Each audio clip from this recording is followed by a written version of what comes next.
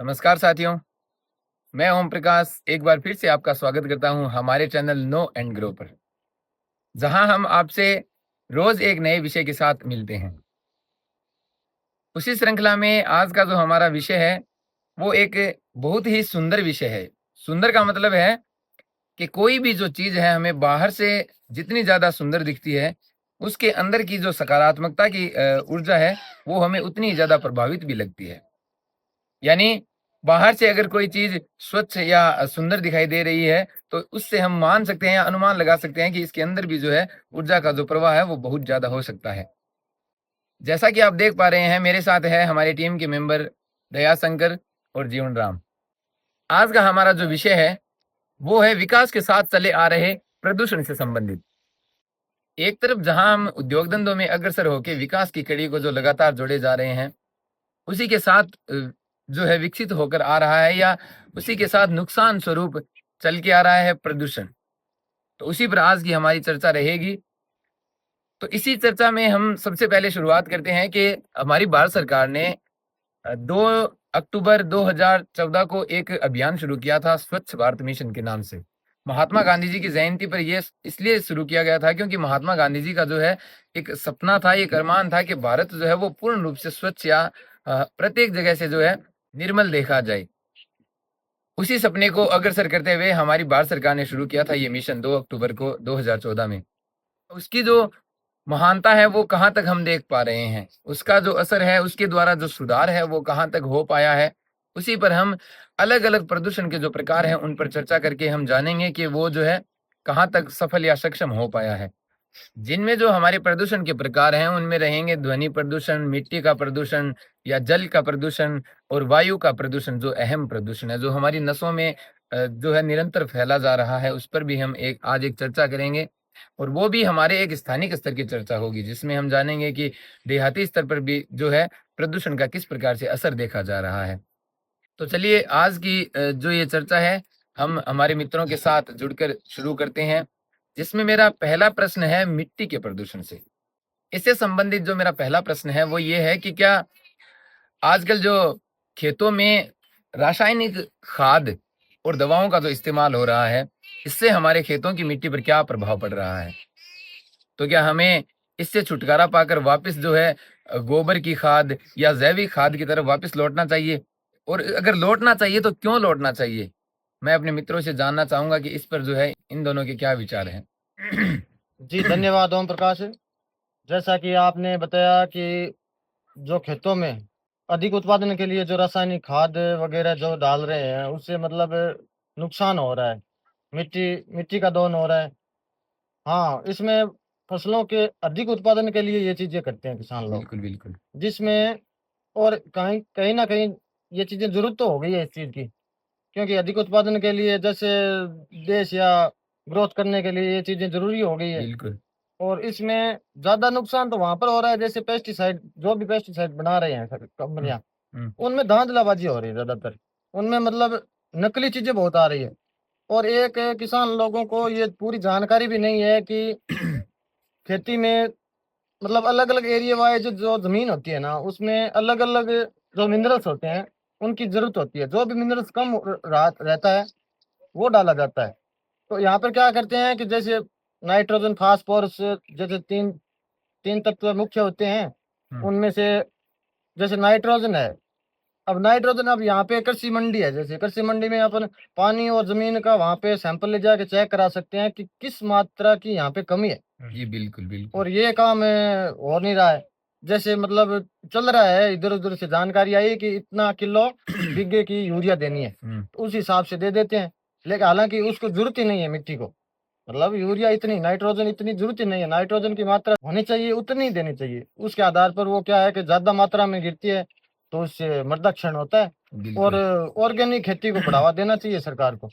अब ऑर्गेनिक खेती करते हैं लोग, लेकिन उस चीज़ का उत्पादन कम होता है ऑर्गेनिक खेती की। जैसे खेत में लोकल जो खाद ली है, गोबर की हुई हुँ, या जो केंचुओं से भी बनी हाँ, हुई है, हाँ, तो उन चीज़ों को लगाकर खेत के अंदर ऑर्गेनिक खेती का जो भी फसल होती है, उसके भाव जो रकम है किसान को ज़्यादा उससे सरकार को करना चाहिए कि ज़्यादा हुँ। ताकि उसका दाम जो है ज्यादा मिले, कीमत ज्यादा ज्यादा मिले मिले, तो बिल्कुल। उससे किसान लोग प्रोत्साहित हो, ताकि ज्यादा से ज्यादा वो जैविक खेती करे। जैविक खेती करे। जी। और उत्पादन के चक्कर में ये हो रहा है तो ये गलत है, निर्दाक्षिण्य हो रहा है। जी। जिस हिसाब से इन्होंने बताया कि रासायनिक खेती और जैविक खेती के बीच में जो डिफरेंस है वो काफ़ी हद तक बढ़ा हुआ है। उसमें जैसे देखें कि सबसे पहले हम बात करें नमी की, तो अगर रासायनिक खेती जिस कोई भी जगह हम रासायनिक खेती कर रहे हैं या फिर किसी जगह जैविक खेती हो रही है, तो जो मिट्टी की नमी कैपेबिलिटी होती है या नमी रखने की जो कैपेसिटी होती है, वो रासायनिक मिट्टी के मुकाबले जो जैविक मिट्टी है उसमें ज़्यादा रहती है। तो एक हद तक का तो ये फ़ायदा है। दूसरा, अगर लॉन्ग टर्म का देखें, हम शॉर्ट टर्म के हिसाब से जितने ज़्यादा ये रसायन खेतों में छिड़कते हैं जिससे उत्पादन ज़्यादा मिल जाता है, तो ये शॉर्ट टर्म में तो कहीं न कहीं काम कर जाता है। पर लॉन्ग टर्म में अगर देखेंगे तो कुछ सालों के बाद में हमारी मिट्टी अनउपजाऊ जैसी हो जाएगी या फिर मतलब बंजर हो जाएगी। तो इस चीज़ का भी हमें ध्यान रखना पड़ेगा। दूसरी बात, जैसे इन्होंने बताया कि अब किसान भी कुछ हद तक मजबूर है। लेट्स सपोज़ जैसे अब मैं पर एकड़ का या पर बीघा का अगर एवरेज निकालूँ, तो उस एवरेज में अगर जैविक खेती करेंगे, तो वो फिर उस हिसाब से बैठ नहीं पाता है। क्योंकि अगर 2 इंसान या फिर 3 इंसान एक खेत में लगे हुए हैं, तो उसका अगर एवरेज निकालें, तो फिर वो जैविक खेती में वो एवरेज नहीं निकलेगा। जी, बिल्कुल। और रासायनिक खेती में वो निकल जाता है कहीं न कहीं वो उपज बढ़ा के। और उसमें केवल किसान को सोचने की ज़रूरत नहीं है, जो उपभोक्ता है उनको भी सोचने की ज़रूरत है। क्योंकि अब हम मानते हैं कि जैविक खेती है, उसमें थोड़ी मेहनत ज़्यादा लगती है या फिर उपज कम होती है, बिल्कुल। उत्पाद कम होता है, तो उसमें फिर जो उपभोक्ता है, उनको भी ये चीज़ ध्यान में रखनी पड़ेगी कि हम रासायनिक जो चीज़ें हैं, उपजाऊ चीज़ें हैं, उनको खरीद रहे हैं, चलो एक स्तर तक वो हमको सस्ती मिल रही है, पर वो कहीं न कहीं आपके शारीरिक सिस्टम को अफ़ेक्ट करेगी और एक टाइम पे जाके आप बीमार हो जाओगे, बीमार होगे तो फिर बाद में आपके पैसे वैसे लगेंगे। तो इसका थोड़ा लॉन्ग टर्म में सोच के जैविक चीज़ों के अगर पैसे थोड़े ज़्यादा लग रहे हैं या फिर उनकी रेट थोड़ी हाई है, तो रसायन के बजाय आप उनको प्रेफ़र करें, ताकि लॉन्ग टर्म तक आपके कोई भी दिक्कत ना हो। जी, धन्यवाद। इन्होंने बहुत ही अच्छे तरीके से इस पे विचार रखे हैं अपने। इसी पर अगर आपके भी कोई विचार हो तो आप भी ज़रूर साझा कीजिएगा। इसी श्रृंखला में हमारा जो आगे का प्रश्न रहेगा, वो प्रश्न है जल प्रदूषण से संबंधित। अगर हम देखें तो नदियों का पानी, नहरों का पानी, तालाबों का पानी जो है इंसान के द्वारा दूषित किया जा रहा है। तो क्या उसी प्रकार से अगर हम देखें तो गाँवों में जो ट्यूबवेल है या जिन गाँवों में नहरों का या तालाबों का पानी नहीं आता, ट्यूबवेल या कुओं का पानी आता है, तो वो प्रदूषण जो है हमारे गाँवों के स्तर पे उन ट्यूबवेल और कुओं में भी देखा जा सकता है। और देखा जा सकता है तो किस प्रकार से देखा जा सकता है? और हमारे द्वारा जो बहाया जा रहा है बुरी तरह से जल, इसका जो है वर्तमान में या फिर भविष्य में जो है क्या नुकसान, इसके क्या-क्या नुकसान हो सकते हैं? इसके बारे में मैं इसी प्रश्न के साथ ही चर्चा चाहूँगा हमारे मित्रों से। जी, जैसे इन्होंने जल प्रदूषण के बारे में बताया, तो इसमें सबसे पहले मैं हमारे जो लोकल लेवल की प्रॉब्लम उसमें मैं आपको बताना चाहूँगा कि हमारे यहाँ अब जैसे बरसाती जो पानी है वो इकट्ठा हो जाता है, तो उसको सही ढंग से, अब मान लीजिए आप प्रशासन की कमी मान लीजिए या फिर जो भी मान लीजिए, उसको सही ढंग से रिसाव नहीं कर पाते हैं। तो टेम्परेरी सॉल्यूशन के लिए जैसे ट्यूबवेल करवा लिया और उसमें डायरेक्ट जो प्रदूषित जल होता है गाँव की गलियों से निकला हुआ है, उसमें पता नहीं कितने जो हानिकारक केमिकल है वो ऐड हो जाते हैं, तो उसका सीधा रिसाव ज़मीन में करते हैं। और उसका हमने प्रैक्टिकली भी असर देखा हुआ है, क्योंकि हमारे जैसे मैं गाँव का एक एग्ज़ाम्पल दूँ आपको, जिस कुएँ से हम पानी जो पीने का पानी हमारा मतलब गाँव में सप्लाई होता है, उसी के पास में जो ड्रेनेज सिस्टम था ट्यूबवेल का, वो लगभग 20 फीट की दूरी पे वो कर दिया था। तो एक जब जैसे ही बनाया, उसके बाद में बारिश का सीज़न आया और बारिश के सीज़न से पूरे गाँव का पानी उसके जैसे अंदर गया, वो प्रदूषित पानी। तो जो दूसरा कुआँ था जो जिससे पानी की सप्लाई होती है गाँव में, तो उसकी मोटर ने, क्योंकि वो पानी ग्राउंड लेवल पे प्रदूषित हो गया था और वो फिर गाँव के नलों से आना चालू हो गया था। तो इसमें मेरा ये भी मानना है कि दूषित जल है उसको सीधा रिसाव ना करके उसका जो प्रॉपर वे होता है उस हिसाब में रिसाव करें, तो वो काफ़ी हद तक बेटर रहेगा। और दूसरा, जैसे अननेसेसरी हम जल बहाते हैं, वो तो इंडिविजुअली बात आ जाती है कि हमारे घर में अगर पानी बह रहा है तो हमारी ज़िम्मेदारी है, दूसरा तो फिर कौन ही आके बताएगा। और तीसरी चीज़ इसमें ऐड करना चाहूँ, अभी हाल-फिलहाल आप भी रील्स के माध्यम से या फिर न्यूज़ के माध्यम से देख रहे होंगे कि कहीं नीचे ज़मीन धँस रही है, कहीं कुछ हो रहा है, तो इसमें कहीं न कहीं ये भी पानी का योगदान रहता है, क्योंकि ऑब्वियस सी बात है कि एक जो ग्राउंड लेवल का वाटर होता है उसमें एक लेवल होता है। उस लेवल से ज़्यादा अगर पानी वहाँ से निकलता है तो फिर वो बैलेंस नहीं रहता है। तो बैलेंस नहीं रहता है तो फिर चट्टानों के और जो धरती के बीच में वो एक पानी का पैटर्न बना रहता है, वो कम होने की वज़ह से और बाद में वो ज़मीनें वहाँ से धँस जाती है। ये एक उस चीज़ में मुख्य कारण है। तो इसमें हमको केवल एक अकेले को ज़िम्मेदार न ठहरा के हम सबको ये ज़िम्मेदारी लेनी पड़ेगी कि इसमें जागरूकता ज़्यादा से ज़्यादा जागरूकता फैलाएँ और कहीं पे भी पानी वेस्ट हो रहा है तो उनको इस चीज़ का जो भविष्य में असर होगा उसके बारे में बताएँ, ताकि वो भी समझ सकें कि फालतू में पानी बहाना काफ़ी हद तक सही नहीं है। जी, बिल्कुल। जैसा कि दया शंकर ने बताया, इसमें पानी को लेके अपन बहुत सी चीज़ें ऐसी हैं जिनका अपन सही उपयोग कर सकते हैं। बिल्कुल, बिल्कुल। अब जैसा कि अपने आप जैसे रेतीली ज़मीन है तो इसमें ट्यूबवेल वगैरह करी होती है। ट्यूबवेल से जो खेती में काम आता है तो वो ट्यूबवेल के ज़रिए पानी आता है। ये जो ट्यूबवेल से पानी निकलता है तो इसमें धीरे-धीरे ये तो पता ही है कि नीचे पानी का जो स्तर है वो गिरेगा। गिरेगा। तो इसमें बिल्कुल बहुत ध्यान करने योग्य बात है ये, जैसा कि आपने बताया कि गाँव का जो पानी है और हर एक गाँव की कहानी है ये। हर एक गाँव में पानी बरसात का है जो इकट्ठा होता है। हुँ। तो उस पे बिल्कुल पहले तो चलो प्रशासन को तो दोष देते हैं, लेकिन अपने को भी ग्राउंड लेवल पे हर एक इंसान को भी जागरूक हाँ, होना ज़िम्मेदार पड़ेगा। होना ही पड़ेगा बिल्कुल। उसमें। अब प्रशासन की ज़िम्मेदारी ये है कि जितने भी गाँव हैं उनमें सारों में परेशानी है ये पानी की। हाँ, तो ये जल भराव होता है जहाँ पर भी, वहाँ पे वो उपयोग में नहीं आता है। नहीं तो अब ट्यूबवेलों का कुछ हद तक कम हो जाए, जैसे कि गाँव का पानी इकट्ठा हुआ, उनको वो जैसे ही कोई सरकारी ज़मीन है उसमें इकट्ठा कर लिया जाए हुँ, और उससे प्रोत्साहित करें किसानों को कि ये खेती में यूज़ लीजिए आप। जी, बिल्कुल। तो उससे बहुत सा पानी का वेस्टेज है वो कम हो कम जाएगा हो जाएगा, और हाँ। बरसात का पानी होता है वो फसल के इससे लिए भी अच्छा होता है, बिल्कुल, फसल के लिए भी बेहतरीन है। क्योंकि इसमें थोड़ा वो क्या होता है कि नमक की मात्रा होती है, उससे वो बेहतर होता है। बेस्ट तो बिल्कुल। इस तरीके से उसका उपयोग किया जा सकता है। दूसरी बात ये जो आपने आस-पास जो गड्ढे दिखाई देते हैं कि यहाँ पे ज़मीन धँस गई, ये ज़मीन धँस गई, जैसा कि आपने बताया वो दोहन होता है तो वो कहीं न कहीं पे असर होता हाँ, है वो तो असर उस चीज़ दिखेगा। का। तो हाँ। बिल्कुल इन चीज़ों का प्रशासन के रूप में या अपने भी हर एक घर में बरसात के पानी को इकट्ठा करके हम यूज़ लें और धीरे-धीरे, क्योंकि ये पानी ये थोड़ा आगे भविष्य में दिक्कत करेगी ये पानी जी, जो बिल्कुल, ट्यूबवेलों में बिल्कुल। पानी। अब कुछ गाँव में इधर जो है वो पानी खत्म हो रहा है नीचे, हाँ, तो वो भविष्य ज़्यादा में गहराई पे चला हाँ, गया है फिर। दिक्कत करेगी। बिल्कुल। और इसमें एक चीज़ मैं और ऐड करना चाहूँगा कि अ, अपन पर्सनल लेवल पे भी वाटर स्टोरेज कर सकते हैं। स्टोर कर सकते हैं, जैसे आपने छत का पानी है तो आपने एक एक्स्ट्रा कुंड बना लिया या फिर जो भी स्टोर टैंक होता है वो अपन बना लेते हैं और काफ़ी हद तक उस पानी को अपन स्टोर कर सकते हैं और अगर वो सही तरीके से शुद्ध है तो उसको पीने के लायक भी अपन समझ के पी सकते हैं उसको। तो बहुत स्तर तक ये चीज़ें काम कर सकती है। जी, जैसा कि इन दोनों ने बताया कि पानी का जो क्षरण है, कहीं न कहीं हमें आगे जो है ये नुकसानदेह हो सकता है। इन्होंने जैसे बताया, दयाशंकर ने बताया, एक बात और बताई कि गाँव में जो हमारी सप्लाई का जो कुआँ था, उसके ठीक 20 फुट दूर जो कुआँ किया गया था, उस कारण से हमारे गाँव के पीने के पानी में उसका असर देखा गया था। यानी वो पानी गंदा आया था और हमने देखा भी था वो। शायद 3-4 साल पहले की बात है, हुँ, 2021 के आस-पास की बात है। जब ये और वो कुआँ इसलिए किया गया था कि हमारे गाँव में जो इकट्ठा पानी होता है, उससे लोगों को परेशानी ना हो और सीधा वो उस कुएँ में चला जाए ताकि आस-पास के लोगों को परेशानी ना हो।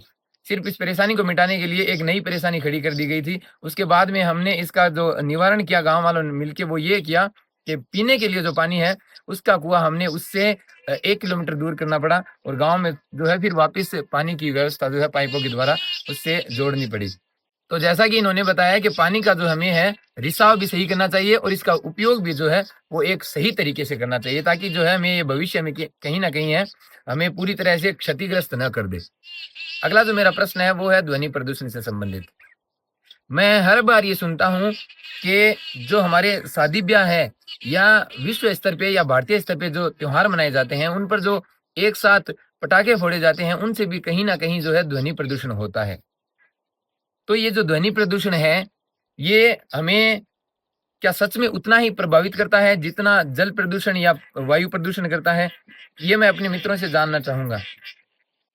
जी, जैसा कि इन्होंने बताया कि जो भी अपने राष्ट्रीय उत्सव होते हैं, उसपे सेलिब्रेशन में एक पार्ट ये जो जैसे बताया इन्होंने पटाखों का रहता है। तो उसमें काफ़ी बड़े लेवल पे कंजम्पशन होता है इनका, जिसके कारण केवल इससे ध्वनि प्रदूषण ना मान के इसको शोर प्रदूषण में भी ऐड कर सकते हैं, क्योंकि पटाखे ध्वनि प्रदूषण भी करते हैं और शोर प्रदूषण भी करते हैं। तो इस चीज को हम टेम्परेरी प्लेजर के लिए यूज करते हैं और कहीं ना कहीं इस चीज का असर दिखता है और इसको हम इग्नोर भी नहीं कर सकते। अब जैसे पटाखे हैं तो पटाखे चलने पे जो पार्टिकल रिलीज होते हैं, जैसे मैं आपको बताऊं PM 2.5 या फिर PM 10, जो कि बीमार व्यक्ति होते हैं या फिर जो स्वस्थ होते हैं उन पे भी काफी हद तक इसका असर आता है। पहले जैसे हम देखते थे केवल संक्रामक बीमारी होती थी, लेकिन अब जो पटाखों की वजह से या फिर जो प्रदूषण हो रहे हैं उसकी वजह से क्रोनिकल डिजीज भी होने लग गई है, जिसमें पटाखों की वजह से शोर होता है और वायु प्रदूषण होता है, जिसके कारण जो हार्ट के पेशेंट्स हैं उनके भी दिक्कत रहती है, या फिर जो लंग्स के हैं या फिर जिसके मतलब सांस लेने में कोई दिक्कत हो रही है तो उसको भी काफी हद तक प्रभावित करते हैं। तो इसमें जैसे हमारी जो संस्कृति है उसमें तो ऐसे तो कहीं नहीं लिखा गया है कि आपके सेलिब्रेशन के लिए दूसरों की शांति भंग करो।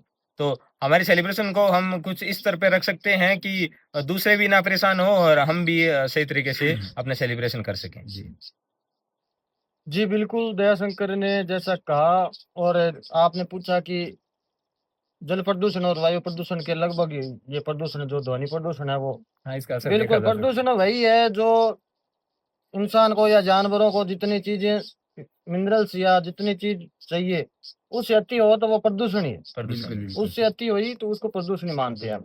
तो ध्वनि प्रदूषण बिल्कुल बिल्कुल ये इतना ही काम करता है। पीछे सरकार ने नियम लागू किया, जैसा कि गाड़ी मोटरों में जो हॉर्न है वो बहुत तेज हॉर्न लगा रहे, और पीछे नियम भी बनाया था सरकार ने कि छोटे लेवल का हॉर्न है जो सिटी में वही बजेगा, बिल्कुल लेकिन ग्राउंड लेवल पे ये कहीं पे नहीं दिखता है। नहीं दिखता। और इस पे नए ही नियम है, जो नियम बनाए हैं उस पे जो प्रशासन है वो काम कर रहा है।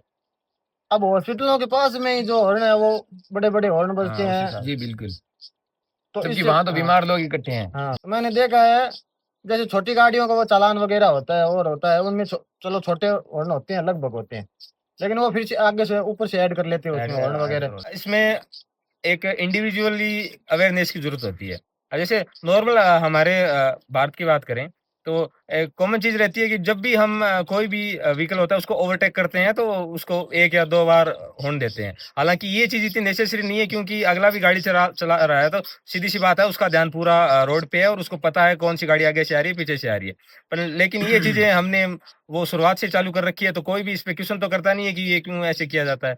तो और दूसरा कई जगह जो विकसित सिटी जो कंट्री है वहाँ पे हम देखते हैं, जो भी मान लीजिए हमारे भारत से जाता है या कोई और कंट्री से जाता है तो वो ये चीजें वहाँ पे जाके फील करते हैं और बाद में दिखाते हैं कि जैसे ट्रैफिक में खड़े रहते हैं तो प्रॉपर दिखाते हैं कि देख लीजिए कोई भी अननेसेसरी यहाँ पे हॉर्न नहीं बजा रहा है, जिसके कारण वो शोर प्रदूषण नहीं हो रहा है। और ये चीजें एक पीक लेवल पे बजती है तो कहीं ना कहीं आदमी है वो चिड़चिड़ापन महसूस करने लगता है और उसके बाद में वो चीज उसके मतलब पूरे व्यवहार पे ही दिखने लग जाती है। तो कहीं ना कहीं इस पे इंडिविजुअली भी अवेयर होने की जरूरत है। और अननेसेसरी जो हॉर्न है, पटाखे हैं या फिर सेलिब्रेशन पे जैसे इन्होंने बताया जो म्यूजिक बजते हैं, डीजे बजते हैं, उनको केवल उतना ही उपयोग में लें जिसके कारण आपका सेलिब्रेशन हो सके और दूसरे उस चीज से परेशान ना हो।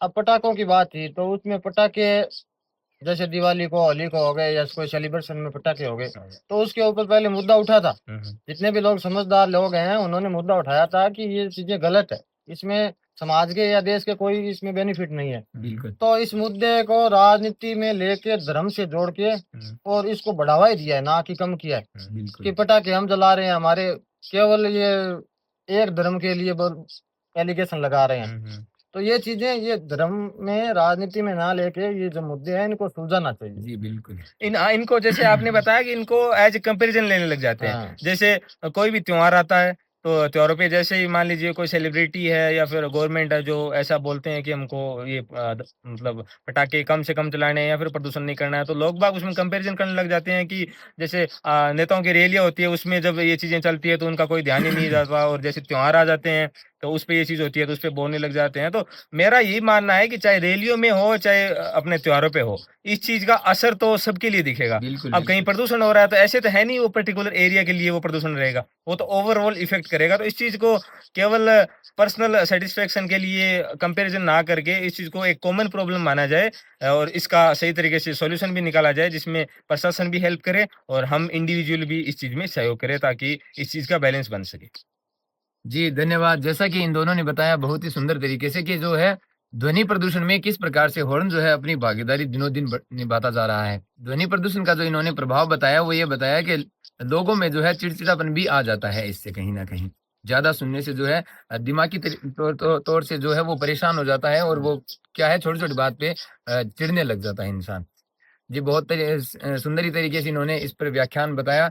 इसी श्रृंखला में मेरा अगला जो प्रश्न है वो है वायु प्रदूषण से संबंधित। मैं अक्सर जो है खबरों में या कहीं अखबारों में पढ़ता रहता हूँ कि फलाँ-फलाँ जगह ऐसा कचरा जलाने से या ये कूड़ा जलाने से जो है ज़्यादा से ज़्यादा इस वातावरण में जो है वायु प्रदूषण जो है देखा जा रहा है। तो मैं अपने साथियों से जानना चाहूँगा क्या सच में जो है इतने बड़े वातावरण में ये सब जो ज़रा-सा है या ज़रा-सा मान सकते हैं इतना सा कचरा जलाने से क्या सच में वायु प्रदूषण हो रहा है? और इसी में जो मेरा इसके साथ जो प्रश्न रहेगा वो ये प्रश्न है कि जो आजकल की औद्योगिक फैक्ट्रियाँ हैं, उनसे जो धुआँ निकलता है या गाड़ियों से धुआँ निकलता है, उससे भी जो प्रदूषण है वायु प्रदूषण है वो किस स्तर तक हो रहा है और इसका जो है निवारण हम किस प्रकार से जान सकते हैं? मैं अपने साथियों से इसके बारे में थोड़ी चर्चा करना चाहूँगा। जैसे हमने बाकी टॉपिक डिस्कस किए प्रदूषण के, तो उसमें तो इंडिविजुअली रोल भी काफ़ी हद तक हमको निभाना पड़ता है। जैसे इन्होंने अब ये जो कचरा जलाने की बात बताई या फिर औद्योगिकरण की बात बताई, तो इसमें इंडिविजुअली हम उतना नहीं कर सकते। इनकी जो भी जैसे कमेटी होती है या फिर इस पे जाँच करने के लिए जो टीम होती है, उसको इस चीज़ पे ज़्यादा ध्यान देना चाहिए। और बाकी रही बात जो कचरा जलाने की, जैसे हम हरियाणा, पंजाब के उधर ये चीज़ें काफ़ी सुनने को और देखने को मिलती है, जो सीज़नली होता है जैसे, तो वो फसलों को जैसे कचरा रहता है फसलों का, तो उसको जला देते हैं। उसमें सबसे बड़ा मेरा मानना ये है कि डिमांड सप्लाई का वो गेम रहता है। जैसे उनके पास सप्लाई बहुत ज़्यादा होती है और वहाँ आस-पास में डिमांड नहीं होती है, तो वो भी फिर एक स्तर तक स्टोर करेंगे, कितना कर लेंगे।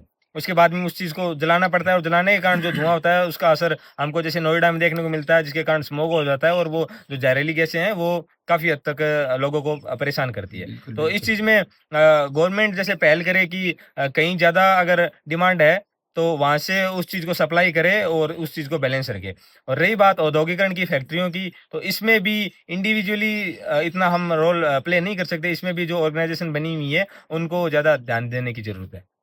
जी, बिल्कुल, जैसा कि जयशंकर आपने बताया कि वायु प्रदूषण फिलहाल के लिए बहुत घातक चीज़ साबित होता जा रहा है। वायु प्रदूषण बहुत हद तक अपने देश में भारत की बात करें तो 13 देश ऐसे हैं जो मतलब पूरे ऊपर टॉप में आते हैं प्रदूषण के ऊपर, हुँ, हुँ। 13 देश। हुँ। और जो AQI बनी हुई है जो हुँ। संगठन, जो हुँ, जाँच हुँ। करता है, हाँ, हाँ। हाँ, एयर तो क्वालिटी इंडेक्स हाँ, बोलते एयर हैं। आयोग जो क्वालिटी है, हाँ, वो हाँ। बनी हुई है, तो वो बता रहे थे कि जैसा कि आपने बताया पराली जलाने से तो दिल्ली में 2022 के अंदर लगभग 400 के लगभग 400 मतलब अति होती है। हाँ, एकदम वो रेड वो ज़ोन में चला था। 497 के पार हो गया था सर्दियों में। हुँ, हुँ। मतलब इसका वो कहता है कि 0 से 51 होता है, वो न्यूनतम होता है।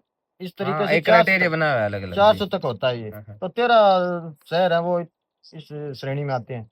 अब वो पराली वाली बात है तो पराली के ऊपर वो एलिगेशन लगे कि भई पराली जलाते हैं उससे धुआँ होता है और वो सही है, लेकिन वो इसमें किसान क्या करे? किसान ज़मीन खाली ना हो तो वो उपजाऊ फिर से बो नहीं सकते हैं। हाँ, बहुत हाँ। बिल्कुल। तो उसमें सरकार को ये ध्यान देना चाहिए और सरकार उस पे फिर किया भी है, उस पे काम किया था कि उसमें जो भी कचरा है उसकी जो पैक करके वो आगे जहाँ भेजते पे हैं। भी डिमांड रहती है, वहाँ पे हाँ, सप्लाई हाँ, कर देते हैं। उस हाँ। पे कुछ हद तक किया था और उसमें दिक्कत वहाँ पे आ जाती है कि सर वो किसान है वो तो वहाँ से फ्री देते हैं। मतलब जैसे हमारी तरफ एरिया है तो वहाँ से पराली आती है, हुँ, हुँ। तो वो वहाँ से तो फ्री देते हैं कि इसको ले जाओ आप हुँ। जल्दी से जल्दी। लेकिन उसके बीच में जो वो बोलते मीडिएटर होते हैं। हाँ, मीडिएटर होते हैं वो उनको रख लेते हैं और वो उच्च दाम में बेचने के लिए वहाँ पे हुँ, स्टोर हुँ। कर लेते हैं। स्टोर कर लेते हैं, तो वहाँ पे दिक्कत आती है। उस पे ध्यान देना चाहिए और मशीनों के द्वारा उसका रिसाइक्लिंग हुँ, हुँ। कोई रिसाइक्लिंग वगैरह करनी चाहिए, उस पे ध्यान देना चाहिए सरकार को।